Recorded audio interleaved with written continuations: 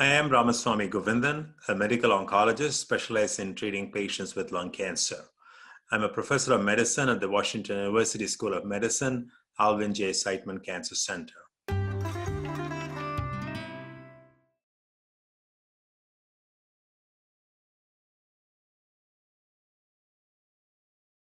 I want to take a few minutes to explain a few things. First and foremost, cancer is a disease of the genes. Genes are the chemicals inside each and every cell that make the cells do what they do. And we have each cell in our body has 20,000+ genes, approximately 20,000 genes. And these genes produce millions and millions of proteins, and they do various things. Of those 20,000 genes, a few hundred genes, I would say about 300 to 400 genes, are capable of causing cancer when they are messed up. And these genes get messed up over time, partly because our adult cells are constantly replaced by what are called stem cells. And these stem cells, when they produce daughter cells, they have to copy the 20,000 genes.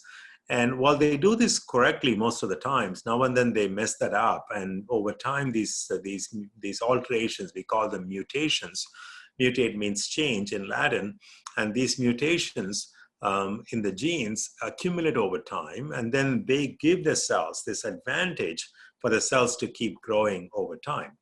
The normal cells follow some rules. They grow only up to a point, they stay in place, and they don't break into tissues. Whereas cancer cells don't follow these rules. They keep growing and growing, and they actually break into tissues. That's why you find lung cells growing now in the brain, or lung cells growing in the bone. Normally, normal lung cells don't do that.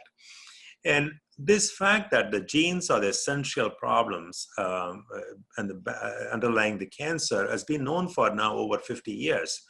But what has changed in the last 15, 20 years is that the technology, our ability to sequence or map out these genes. This began with this big project called the Human Genome Project. I'm very proud to say that Washington University, where I am at, was a leader in that field, and we were responsible for mapping 1/4 of the human genes along with other institutions in the country and the world. And that led to the next project where we began to map the cancer genes in the tumor cells. To give you a perspective, about 15, 20 years ago, it took $3 billion to map one human genome, or all 20,000 genes. When we did the very first cancer genome mapping here in St. Louis about 10 years ago, it took us nearly a year and $1 million to do it. So it went from $3 billion to $1 million. And now we do this routinely. We can do this entire mapping of the 20,000 genes in a couple of weeks for a few $1,000s. Now, fast forward, into the early 2010, I would say 2015, 2016s, a lot of labs commercial labs were started in the country where they started mapping the limited set of genes in the tumor cells. So we do two kinds of research studies. One is to map all the 20,000 genes in many cancers to understand how the cancer cells form, how they progress, what causes these cancers to grow into the monster that they become, and also in a limited set of gene analysis to guide therapy. So these are two different issues, and both use same technology. The 20,000 gene analysis takes a lot longer, more expensive.